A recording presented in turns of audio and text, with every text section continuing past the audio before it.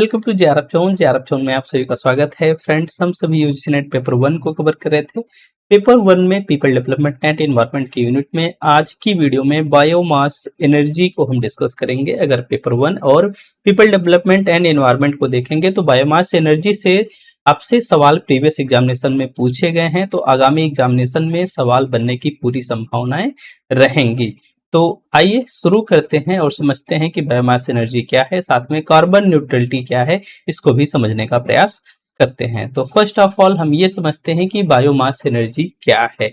Biomass energy को हम renewable energy के रूप में जानते हैं, अर्थात एक ऐसी एनर्जी जिसे हम नवीकरणीय ऊर्जा के स्रोत के रूप में देखते हैं या जिसे पुनः स्थापित किया जा सकता है। ये जो रिन्यूएबल एनर्जी बनती है फ्रॉम द बायोमास, ये ऑर्गेनिक सोर्सेस से मिलकर बनी होती है। तो बायोमास एनर्जी को हम रिन्यूएबल एनर्जी की कैटेगरीज में रखते हैं। तो जो बायोमास है, बायोमास रेफर करता है किससे? ऑर्गेनिक मैटर से। ऑर्गेनिक मैटर का मतलब है प्लांट से मतलब रखता है, एनिमल से मतलब रखता है, वुड से मतलब रखता है, क्रॉप से मतलब रखता है, एग्रीकल्चर वेस्टेज से मतलब रखता है। ठीक है, इवन जो इंडस्ट्रीज के वेस्टेज होते हैं, हाउस होल्ड जो वेस्टेज होते हैं, इन सब से मिलकर ही बायोमास बनता है और इन सब के माध्यम से जो एनर्जी जनरेट होती है उसी को हम बायोमास एनर्जी के रूप में डिनोट करते हैं। इसे रिन्यूएबल रिसोर्सेज के रूप में देखा जाता है। इसलिए देखा जाता है क्योंकि ये सारी जो चीजें हमने अभी अभी आपको बतलाए हैं, ये फिर से बहुत कम समय में रीग्रो हो जाती है। जैसे अगर क्रॉप्स पे देखेंगे तो क्रॉप्स एक सीजन हटी, दूसरी सीजन आई तो फिर से क्रॉप्स तैयार हो गई। क्रॉप से अब क्या मिल रहा है? क्रॉप से जो ऑक्सीजन जनरेट हो रहा है, बाद में उस क्रॉप्स का को चाहे जलाकर चाहे अन्य अन्य तरीकों से गैस के रूप में, फ्यूल के रूप में कन्वर्ट करके हम उसे इस्तेमाल में लाते हैं। लेकिन इसको पुनः स्थापित करना आसान होता है और ये बहुत जल्दी पुनः स्थापित हो भी जाते हैं, इसीलिए इनको रिन्यूएबल एनर्जी के रूप में जाना जाता है। यहाँ तक कि आपके घर का जो कचरा होता है, इंडस्ट्री से निकला जो कचरा होता है, एग्रीकल्चर के जो वेस्टेज होते हैं, क्रॉप्स के जो वेस्टेज होते हैं, लकड़ियों के जो वेस्टेज होते हैं, ठीक है, प्लांट्स के, एनिमल्स के जो मैन्योर्स होते हैं, वो सभी आप बायोमास एनर्जी के सोर्सेस के रूप में देख सकते हो, ऑर्गेनिक सोर्सेस के रूप में देख सकते हो। ठीक है, तो जो बायोमास है पौधों और जानवरों से प्राप्त कार्बनिक पदार्थ हुआ करता होता है। ये सारी चीजें यहाँ पे बताई कि उद्योगों, घरों से निकलने वाला जो कचरा होता है वो सब भी इसमें शामिल होता है। नवीकरणीय संसाधन होता है, अपेक्षाकृत इसको जल्दी उगाया जा सकता है, जल्दी फिर से तैयार किया जा सकता है, इसीलिए इसको रिन्यूएबल एनर्जी की कैटेगरीज में रखा जाता है। जो बायोमास है इसको हम डायरेक्टली बर्न करके हीट जनरेट कर सकते हैं और उस हीट का हम अलग अलग उपयोग कर सकते हैं।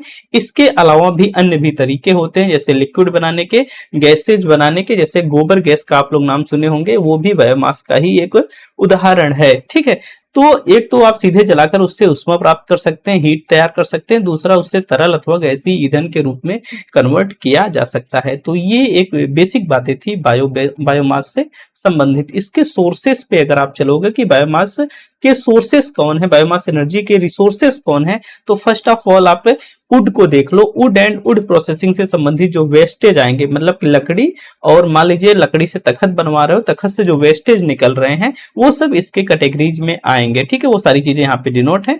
नेक्स्ट ऑन है agriculture crops and waste material. भाई एग्रीकल्चर, कृषि हो रही है, तो कृषि में जो खेती हम लोग करते हैं, जो सब्जी उगाते हैं, जो अन्य तरीके के क्या खेतियां हम लोग वेजिटेबल्स वगैरह उगाते हैं, तो उसमें क्या है कि तमाम तरह के वेस्टेज निकलते हैं। उन वेस्टेज को भी इस्तेमाल करके हम गैसेज के रूप में अथवा हीट के रूप में उसको आसानी से कन्वर्ट कर लेते हैं। जैसे कॉर्न हो गया, सोयाबीन हो गई, शुगर केन हो गया, ठीक है, वुड प्लांट्स हो गए, एल्गीज हो गए। इनसे क्या है कि हम अलग अलग तरीके से, चाहे इनको हम हीट जलाकर, चाहे इनको हम गलाकर गैस के रूप में इनको हम कन्वर्ट कर लेते हैं। ठीक है, तो ये एग्रीकल्चर एंड क्रॉप्स इसका एक सोर्स हो सकता है।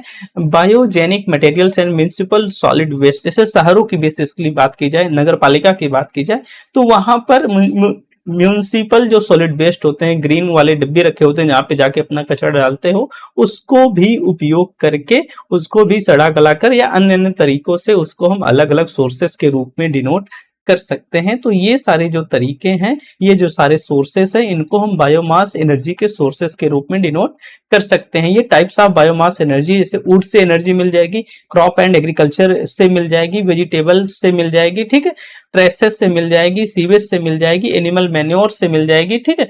तो ये सब क्या है, ये सब बायोमास एनर्जी के सोर्सेस हैं।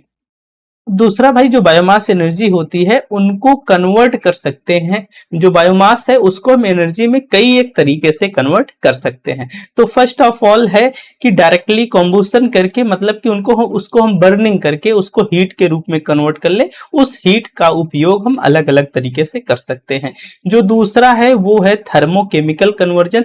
थर्मोकेमिकल कन्वर्जन का मतलब है, इससे हम क्या करते हैं, जो सॉलिड होता है उसको हम गैस अथवा लिक्विड के रूप में कन्वर्ट कर लेते हैं, ठीक है। नेक्स्ट ऑन है केमिकल कन्वर्जन। केमिकल कन्वर्जन से हम क्या करते हैं, जो वेस्टेज होते हैं उनको हम लिक्विड फ्यूल्स में कन्वर्ट कर लेते हैं।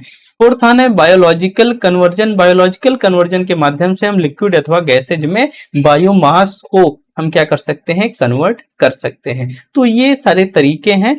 अब दूसरा यह है कि बर्निंग आइदर फॉसिल फ्यूल्स और biomass release carbon dioxide CO2 a green house gases but biomass release CO2 comparatively fossil fuels, ठीक है। ऐसा नहीं है कि जो बायोमास एनर्जी है वो कार्बन डाइऑक्साइड बिल्कुल भी उत्सर्जित नहीं करता है और ग्रीन हाउस प्रभाव को बिल्कुल भी नहीं बढ़ाता है, लेकिन कंपैरेटिवली देखेंगे जो फॉसिल फ्यूल्स है वो जितना CO2 रिलीज करता है उसके कंपैरेटिवली ये बहुत कम कार्बन डाइऑक्साइड रिलीज करता है। उसका एक कारण ये भी होता है, जो बायोमास एनर्जी होती है उसमें वो कार्बन न्यूट्रलिटी का फीचर उसमें एक तरफ से जान लीजिए पाएगी, तो वो कार्बन तटस्थ होती है। बायोमास एनर्जी कार्बन तटस्थ होती है। इसका मतलब ये है, जैसे मान लीजिए एग्रीकल्चर को आप ले लीजिए, मान लीजिए एग्रीकल्चर में आप भुट्टे को ले लीजिए, ठीक है, जो इस समय भुट्टा इसमें बुआई हो रहा है, कुछ लोगों का तैयार भी हो गया, ठीक है। भुट्टे को ले लीजिए, भुट्टे का पेड़ काफी बड़ा सा, इतना सा बड़ा सा होता है, लगभग 60 से 70 दिन तक ये आपके खेत में हरा भरा रहता है। 60 से 70 दिन में जितना ये ऑक्सीजन तैयार करेगा, बाद में जब आप इसको जलाएंगे अथवा इसको जब आप गैसेज अथवा फ्यूल्स में कन्वर्ट करेंगे, ठीक है, वो दोनों का जो कार्बन का उत्सर्जन करेगा और जितना इतने दिन में वो ऑक्सीजन बनाया है जब तक आपके खेत में खड़ा था वो, ठीक है, वो दोनों में अंतर जो होता है वो बिल्कुल भी लगभग नहीं रह जाता है। इसीलिए जो बायोमास एनर्जी होती है उसको कार्बन तटस्थ के रूप में, कार्बन न्यूट्रलिटी के रूप में देखा जाता है, ठीक है। ऐसा भी आप नहीं कह सकते हैं बिल्कुल कि बायोमास कार्बन रिलीज नहीं करता है। कंपैरेटिवली ये जो फॉसिल फ्यूल्स होते हैं, जीवाश्म ईंधन होते हैं, उनके कंपैरेटिवली ये बहुत कम मतलब कि CO2 को रिलीज करता है, ठीक है। जो बायोलॉजिकल कन्वर्जन है, biomass includes fermentation to make ethanol. Ethanol बनाने के लिए क्या किया जाता है, फर्मेंटेशन की प्रक्रिया अपनाई जाती है। इसके अलावा आप कह सकते एनारोबिक, ठीक है, डाइजेशंस होते हैं, किस लिए, प्रोड्यूस करने के लिए, किसके लिए, बायोगैस तैयार करने के लिए। हमारे घर पे भी बायोगैस लगा है जिसके माध्यम से हम लोग क्या करते हैं, खाना बनाने का उससे कार्य करते हैं, ठीक है। तो जैविक जो रूपांतरण होता है, फर्मेंटेशन होता है, उससे हम एथेनॉल बनाते हैं। और किण्वन की प्रक्रिया से हम क्या करते हैं, किण्वन और बायोगैस बनाने के लिए क्या किया जाता है, एनारोबिक डाइजेशन किया जाता है, अवायवीय पाचन की प्रक्रिया इसमें शामिल होती है। जो इथेनॉल होता है वो वाहन ईंधन के रूप में उपयोग में लाया जाता है, ठीक है। तो जो एथेनॉल है व्हीकल फ्यूल के रूप में उसको इस्तेमाल में लाया जाता है। इसे नवीकरणीय प्राकृतिक गैस भी कहा जाता है, ठीक है। बायोमीथेन की बात हो रही है, ठीक है। इसे क्या biogas also called as biomethane, और ये क्या होता है, रिन्यूएबल नेचुरल सोर्स होता है, इसीलिए इसको बायोमीथेन अथवा नवीकरणीय प्राकृतिक गैस भी कहा जाता है, ठीक है। इसके अलावा अगर देखेंगे जो एनारोबिक डिजास्टर्स होते हैं, सीवेज ट्रीटमेंट प्लांट लगे होते हैं, डेयरी लाइव स्टॉक ऑपरेशंस होते हैं, ये सब में क्या होते हैं, अवायवीय डाइजेस्टर के माध्यम से गैसेज बना ली जाती हैं। जो पशु के मलमूत्र वगैरह होते हैं उनको उपयोग करके उनसे गैसेज बना ली जाती है। उस गैसेज को अलग अलग जगह उपयोग में लाया जा सकता है। तो ये सारी जो स्लाइड्स पे बातें हैं छोटी छोटी, आपको ध्यान में रखना है कि भाई इथेनॉल व्हीकल के लिए इथेनॉल बनता कैसे है, फर्मेंटेशन की प्रक्रिया से बनता है, ठीक है। गैसेज कैसे बनती हैं भाई, वो एनारोबिक डाइजेशन के माध्यम से प्रोड्यूस होती हैं गैसेज, ठीक है। तो ये जो प्रक्रियाएं हैं ये सारी चीजें आपको ध्यान में थोड़ी सी रखनी होगी। जो बायोगैस है, बायोगैस पोस्ट अपशिष्ट लैंडफिल भी बनाती है, मतलब सॉलिड वेस्ट लैंडफिल्स भी करती है। दूसरा property treated properly treated renewable natural जो गैस होती है वो फॉसिल फ्यूल्स या नेचुरल गैस के समान ही काम करती है। जो नेचुरल गैस सॉरी जो आप बायोगैस तैयार करते हैं, मीथेन गैस जो बनती है गोबर गैस के माध्यम से, जो गैसेज बनाते हैं या जो एग्रीकल्चर वेस्टेज वगैरह होते हैं उनके माध्यम से जो हम गैसेज बनाते हैं, वो गैसेज को अगर क्या किया जाए प्रॉपरली उसको ट्रीट कर दिया जाए तो ऐसे में जो फॉसिल फ्यूल या फॉसिल फ्यूल से जो नेचुरल गैसेज बनती हैं लगभग उसी के समान ये भी कार्य करती हैं। ठीक है, अब एक टर्म होता है कार्बन न्यूट्रलिटी इन बायोमास एनर्जी। कार्बन न्यूट्रलिटी इन बायोमास एनर्जी, इसका मतलब क्या है? जो बायोमास होता है वो कार्बन न्यूट्रल होता है, इसको कार्बन तटस्थ माना जाता है, क्योंकि जब आप बायोमास को दहन करते हैं, दहन करने के दौरान जो CO2 जनरेट होती है, ध्यान से सुनिएगा, पौधों द्वारा वृद्धि में अवशोषित CO2 के बराबर होती है। कहने का मतलब है जैसे कि मक्का की बुआई होती है ना, गर्मियों के सीजन में मक्का की जो बुआई होती है, मक्का का इतना बड़ा सा पेड़ होता है, 60 से 70 दिन आपके खेत में रहता है, तो 60 से 70 दिन वो हरा भरा रहता है, तो ऐसे में क्या करता है वो ऑक्सीजन का उत्सर्जन करता है। मान लीजिए अब भुट्टे तैयार हो गए हैं, आप भुट्टे को तोड़ करके अब इसको क्या कर रहे हो, उसको आप बर्न कर रहे हो, जला रहे हो। जब जला रहे हो, हालांकि जो गांव में है, गांव में तो इसको पशुओं को खिलाने के लिए उपयोग में ला लिया जाता है। मान लो कि आप बर्न कर रहे हो, बर्न करने के दौरान ये जितना कार्बन उत्सर्जन करेगा, जितना कार्बन का उत्सर्जन करेगा उसके बराबर लगभग वो ऑक्सीजन का भी उत्सर्जन अपने लाइफ में कर चुका होता है। इसीलिए बायोमास को कार्बन न्यूट्रल की कंडीशन में देखा जाता है, कार्बन तटस्थ के रूप में देखा जाता है, क्योंकि जो बायोमास एनर्जी होती है वातावरण में नया कार्बन या नया CO2 के एलिमेंट्स को एड ऑन नहीं करती है। ये फॉसिल फ्यूल से अलग होती है। फॉसिल फ्यूल्स में कार्बन का उत्सर्जन बहुत ज्यादा होता है, लेकिन बायोमास एनर्जी कार्बन का उत्सर्जन जान लीजिए नहीं करती है। आप ऐसे कहेंगे नहीं करती है तो शायद एक लाइन में ठीक नहीं होगा। ठीक है, ये कार्बन तटस्थ होती है, तो जितना वो ऑक्सीजन का उत्पादन करती है उससे कम वो कार्बन डाइऑक्साइड का उत्पादन करती है, इसलिए इसको कार्बन न्यूट्रल के रूप में देखा जाता है। ठीक है, तो उम्मीद करता हूं मेरी बातें आपको समझ में आ गई होंगी। बायोगैस से संबंधित कुछ महत्वपूर्ण शब्दावलियां हैं, ये भी कई टाइम पूछ लिया थे, आप इनको ध्यान में रख लीजिएगा। ये एनारोबिक डाइजेशन है, जिसमें ऑक्सीजन की अनुपस्थिति में जैविक पदार्थों का विघटन करके गैस बनाने की प्रक्रिया की जाती है। ठीक है, मीथेनन है, ठीक है, मीथेनन है, ये सूक्ष्म जीवों द्वारा मीथेन गैस का उत्पादन किया जाता है। मेरे यहाँ भी मीथेन गैस का उत्पादन होता है, लेकिन बड़े लेवल पे नहीं होता, अपने काम भर का होता है। ठीक है, हाइड्रोलिसिस है, हाइड्रोलिसिस का मतलब है कि जो जटिल कार्बनिक पदार्थ होते हैं उनको सरल अणुओं में तोड़ दिया जाता है। अब बायोगैस के घटक कौन कौन से हैं? ये CH4 है, आप जानते हैं प्राथमिक ऊर्जा का ये स्रोत है, लगभग 50 से 70%। कार्बन डाइऑक्साइड अगर आप देखेंगे 30 से 40%। अशुद्धियां इसमें H2S एंड NH3, जिन्हें हटाना क्या होता है, आवश्यक होता है, अगर उनको हम मतलब कि नॉर्मल फॉसिल फ्यूल जो नेचुरल गैसेज होती है उनकी तरह उपयोग में लाना है तो। नेक्स्ट ऑन है बायोमेथेन अपग्रेडेशन, ये टर्म केवल ध्यान में रखिएगा, काम हो जाएगा। ठीक है, बायोमेथेन अपग्रेडेशन का मतलब है कि भाई CO2 हटाकर बायोगैस को CNG जैसा बनाना होता है। जब हम बायोगैस को CNG जैसा बनाते हैं तो उसको बोला जाता है बायोमीथेन अपग्रेडेशन। ठीक है, नेक्स्ट ऑन है कोडाइजेशन। कोडाइजेशन का मतलब यह है कि एक साथ कई कच्चे माल, गोबर प्लस कृषि अवशेष का उपयोग करके हम गैस बनाने का काम करते हैं। नेक्स्ट ऑन है बायो CNG। बायो CNG का मतलब है परिष्कृत बायोगैस होती है जिसको वाहन ईंधन के रूप में उपयोग में लाया जाता है।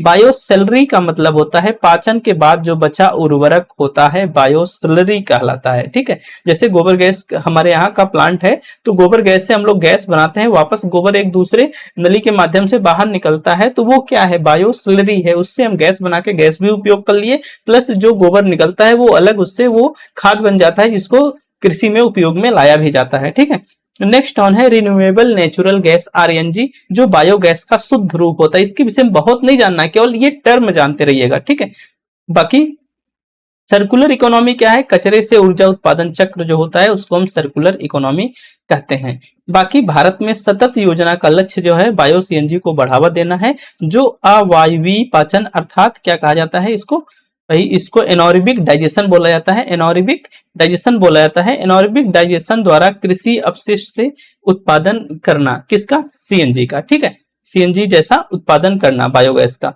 तो ये कुछ बातें हैं जिनको आपको ध्यान में रखना है। एक टर्म और है जिसको एग्जाम में पूछा जाता है, इसको हम बायो फोर्टिफिकेशन बोलते हैं। आप लोग फोर्टिफाइड आटा खाते होंगे, सभी लोग जो शहर में रहते हैं मेरे ख्याल से खाते ही होंगे, ठीक है, फोर्टिफाइड आटा खाते हैं, ठीक है। तो बायो फोर्टिफिकेशन क्या है? बायो फोर्टिफिकेशन का मतलब होता है जैव पोषण संवर्धन। जैव पोषण संवर्धन का मतलब है कि भाई जो फसलें होती हैं, फसलों में विटामिन, खनिज और प्रोटीन की मात्रा को बढ़ाने की एक प्रक्रिया होती है। जैसे जो आटा आप शहर में खाते हो खरीद कर, आप देखते होंगे, आप उसके पैकेट को ध्यान से पढ़ोगे तो लिखेगा फोर्टिफाइड फ्लोर, ठीक है। इसका मतलब क्या है कि वो जो आटा है, उस आटा में हमने खनिज, प्रोटीन, विटामिन की मात्रा को बढ़ाया है मैन्युअली, ठीक है। तो यह कृषि पद्धतियों, पारंपरिक प्रजनन या जीन संशोधन के लिए भी उपयोग में लाया जाता है। तो बायो फोर्टिफिकेशन क्या है? फसलों में विटामिन, खनिज और प्रोटीन की मात्रा को बढ़ाने की प्रक्रिया को हम बायो फोर्टिफिकेशन कहते हैं। अगर इतनी बातें आप ध्यान में रखते हैं मेरी, तो लगभग अगर बायोगैस से संबंधित सवाल बनते हैं, आप उनको इजिली हैंडल कर लेंगे। कुछ एक क्वेश्चंस हम आपको दिखला देते हैं जो कि प्रीवियस एग्जामिनेशन में आपसे इनपुट हुए हैं। पहला क्वेश्चन है, बायो फोर्टिफिकेशन जैव पोषण संवर्धन क्या है? तो हमने अभी पढ़ाया कि फसलों की पैदावार बढ़ाने की तकनीक होती है। नहीं भैया, ये होती है फसलों में पोषक तत्वों, विटामिन, खनिज की मात्रा बढ़ाने की एक प्रक्रिया होती है बायो फोर्टिफिकेशन। ध्यान में रखिएगा, सेकंड विकल्प इसका राइट आंसर बन जाएगा। नेक्स्ट ऑन, बायोगैस उत्पादन प्रोडक्शन किस प्रक्रिया का परिणाम होता है? बायोगैस के लिए हमने बताया कि एनारोबिक डाइजेशन होता है, जैविक पदार्थों का अवायवीय अपघटन होता है, ठीक है। जैविक पदार्थों का अवायवीय अपघटन होता है, कहने का मतलब है कि ऑक्सीजन की अनुपस्थिति में होता है, ऑक्सीजन की अनुपस्थिति में इसका जैविक अपघटन होता है, जिससे गैसेज बनती हैं। हमारे यहाँ जो प्लांट है वो प्लांट कुछ इस तरीके से जमीन के अंदर, ये इतना बड़ा सा ऐसे टैंक बना हुआ है, एक ऐसे नली लगी हुई है, एक नली यहाँ से बाहर निकलने के लिए, यहाँ से जो एनिमल्स के मैन्योर्स होते हैं उनको डाला जाता है ऐसे पानी के साथ में, ठीक है। यहाँ पे टैंक में आते हैं तो यहाँ से एक नली और निकल होती है, और ये पूरा फुल बायो मतलब एनिमल मैन्योर से पूरा ये भरा होता है, पानी के साथ में फ्लूइड के रूप में होता है। फिर यहाँ पे एक ऐसे ही गोला सा क्या बना है, टैंक बना है कुछ इस रूप में, ठीक है। तो ये पूरा स्पेस है, यहाँ पे गैस जो यहाँ से बनती है, सड़ते जब जैविक अपघटन होता है तो गैस बनती है और ऊपर जाती है, इस टैंक में स्टोर हो जाती है। इस टैंक में एक नली बनी होती है जिससे रेगुलेटर लगा है, यहाँ से पाइप से जोड़ के घर पे ऐसे कनेक्शन चल गया है। यहाँ पे क्या रखा गया है, स्टोव रखा गया है, जो कि इसी गैस के माध्यम से स्टोव चलता है और खाना बनता है, ठीक है। और यहाँ पर क्या है, तो ये जो आप एनिमल मैन्योर डाल रहे हैं, तो जब इसमें ये तो पूरा भरा है, जब इसमें नया डालेंगे तो जो पुराना वेस्ट है, पूरा वेस्ट बायो सैलरी के रूप में यहाँ पे बाहर निकल जाएगा। इसको जब सूख जाएगा तो इसको खेती में प्रयोग में ले लिया जाता है, ठीक है। तो बायोगैस उत्पादन में जो प्रक्रिया होती है वो जैविक पदार्थों के अपघटन की प्रक्रिया होती है। इसको एनारोबिक डाइजेशन बोला जाता है। एनारोबिक डाइजेशन का मतलब है कि ऑक्सीजन के अनुपस्थिति में उसका अपघटन होता है, ठीक है। नेक्स्ट ऑन है, by which method is biodiesel produced? कौन से मेथड से बायोडीजल प्रोड्यूस्ड होता है? फर्मेंटेशन की प्रक्रिया से बायोडीजल प्रोड्यूस किया जाता है, ठीक है। नेक्स्ट ऑन है, which of the following energy sources has the lowest energy content per unit mass? ठीक है, कह रहा है कि प्रति एकल द्रव्यमान ऊर्जा अंश सबसे कम होता है। किसमें होता है भाई? भाई कोल में तो नहीं होता है, हाइड्रोजन में भी, नेचुरल गैस में नहीं। जो प्रति एकल द्रव्यमान ऊर्जा अंश होता है सबसे कम, वो बायोमास में ही होता है। आपको बहुत ज्यादा मतलब कि रॉ मटेरियल्स लाने होंगे, उसके बाद थोड़ी मात्रा में बायोगैस या बायोफ्यूल्स तैयार होते हैं। तो ये इसका एक ड्रॉबैक है, बाकी और सारी चीजें इसकी अच्छी हैं, ठीक है। नेक्स्ट ऑन है, बायोमास फ्यूल्स है potential from the sustainable carbon neutral energy source because लिखा है, कह रहा है कि बायोमास ईंधन संधारणी कार्बन न्यूट्रल एनर्जी के सृजन की क्षमता होती है, क्योंकि कह रहा है कि production carbon dioxide combustion is much they consume when they grow. कहने का मतलब यह है कि ये उपभोग और वृद्धि की मात्रा के आधार पे दहन में कार्बन डाइऑक्साइड का उत्सर्जन करते हैं। दूसरी बात, produce least amount of carbon dioxide combustion compare to the amount they use during their growth. ठीक है, ये अपनी वृद्धि के दौरान उपयोग की गई मात्रा की तुलना में दहन में कार्बन डाइऑक्साइड का उत्सर्जन करते हैं। ठीक है, कहने का मतलब वही हमने आपको जो बतलाया कि जैसे जो पेड़ पौधे हैं, जब तक वो हैं, वो जितना ऑक्सीजन रिलीज करते हैं उससे कम ऑक्सीजन, या आप कह सकते हो बराबर जब उनको जलाया जाता है उतना ही कार्बन उत्सर्जन होता है जितना कि वो ऑक्सीजन पहले से रिलीज किए होते हैं, इसीलिए इनको कार्बन न्यूट्रल की कैटेगरी में रखा जाता है। इसके लिए जो राइट विकल्प बनेगा वो सेकंड वाला बन जाएगा। वो उतना ही अमाउंट में कार्बन डाइऑक्साइड रिलीज करते हैं जितना कि लगभग वो ऑक्सीजन पहले छोड़ चुके होते हैं वायुमंडल में, ठीक है।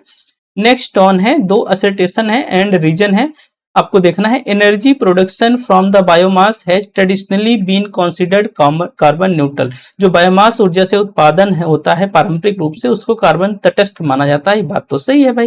Carbon dioxide emission from the combustion of biomass are sequestered by the growing biomass. कह रहा है कि बायोमास के दहन से कार्बन डाइऑक्साइड उत्सर्जन बायोमास बढ़ने से स्रावित होता है, ठीक है। तो इसके लिए जो राइट विकल्प है आपका, तो भाई ये कार्बन तटस्थ माना जाता है, लेकिन बायोमास के दहन से कार्बन डाइऑक्साइड उत्सर्जन से आपके इन्वायरमेंट में कार्बन डाइऑक्साइड की मात्रा बढ़ती नहीं है, क्योंकि उसके पहले जितना ऑक्सीजन रिलीज किया है लगभग वो उसी के बराबर हो जाता है। तो पहला स्टेटमेंट ट्रू है और दूसरा वाला फॉल्स हो जाता है। नेक्स्ट ऑन है, carbon dioxide emission from bio energy production have traditionally been excluded most emission inventories and climate impact study. जैव ऊर्जा से जो कार्बन डाइऑक्साइड उत्सर्जन उत्पादन को पारंपरिक रूप से अधिकांश उत्सर्जन सूचियों और जलवायु प्रभावों के अध्ययन से बाहर रखा गया है। हाँ, इसीलिए रखा गया है क्योंकि ये कार्बन तटस्थ होते हैं भाई, इनमें ये कार्बन को बढ़ाते नहीं है, लगभग यही मान के चला जाता है, क्योंकि जितना ऑक्सीजन लगभग ये अपने जीवन काल में प्रोड्यूस करते हैं दहन में लगभग उतना ही कार्बन डाइऑक्साइड निकलता है, ठीक है। तो वो क्या होता है, बराबर हो जाता है, ठीक है। नेक्स्ट ऑन है, carbon dioxide emission associated with the production of bio energy are significantly less compared these combustion of fossil fuels. जैव ऊर्जा के उत्पादन से उत्पन्न कार्बन डाइऑक्साइड उत्सर्जन जीवाश्म ईंधन के दहन से उत्सर्जन की तुलना में काफी कम होता है। ये बात तो सही है। तो अगर आप देखेंगे तो भाई ये दोनों बातें सही है, both A and R true, but जो आर है, जो रीजन है, वो करेक्ट एक्सप्लेनेशन ए का नहीं है। बस इतनी बातें हैं, बाकी दोनों बातें क्या है, सही है, इसलिए इसका राइट विकल्प जो हो जाएगा सेकंड हो जाएगा। नेक्स्ट ऑन है, बायोमास उत्पादित ऊर्जा को कार्बन तटस्थ माना जाता है। सही बात है। Biomass does not add CO2 in the atmosphere. इसको एक लाइन में जब बोला जाए कि बायोमास वायुमंडल में CO2 नहीं जोड़ता है, तो हम इसको एनटीए इसको रॉन्ग मतलब कि गलत माना है, ठीक है। इस बात को ध्यान में रखिएगा। तो इसका जो पहला विकल्प तो है वो सही है, लेकिन दूसरा विकल्प इसका फॉल्स है, ठीक है। पहला विकल्प इसका सही है, दूसरा विकल्प इसका फॉल्स है। Next on, biomass is considered as a carbon neutral. इसको भाई कार्बन तटस्थ माना जाता है, बात सही है। The amount of the carbon may be emit equal to amount of carbon they have consumed their lifetime. जितना भी कार्बन उत्सर्जित करते हैं उनके जीवन काल में ग्रहण किए गए कार्बन की मात्रा के बराबर होता है। ये बात सही है, मतलब both A and R true and R is the correct explanation of A. इसीलिए ही, क्योंकि जितना वो उत्सर्जन करते हैं कार्बन, उनके जीवन काल में उतना कार्बन वो क्या कर लेते हैं, ग्रहण कर लेते हैं। मतलब कि जब वो बने रहते हैं तो वायुमंडल से उतना कार्बन वो क्या कर लेते हैं, सोख लेते हैं। जब सोख लेते हैं तो दोनों का जो अंतर होता है वो बराबर होता है, इसीलिए इसको कार्बन न्यूट्रल कहा भी जाता है। तो A and R both are true and R is the correct explanation of A, इसका राइट आंसर बन जाएगा। तो कुछ इस तरीके से आपसे सवाल बायोमास एनर्जी से पूछे जाएंगे। तो उम्मीद करता हूं बायोमास एनर्जी क्या है एंड कार्बन न्यूट्रलिटी क्या है आपको अच्छे से समझ में आ गया होगा। मिलते हैं एक और वीडियो में जिससे हम आपसे SDG एंड MDG को डिस्कस करते हुए मिलेंगे। आज के लिए इतना ही। आप सभी को बहुत बहुत धन्यवाद।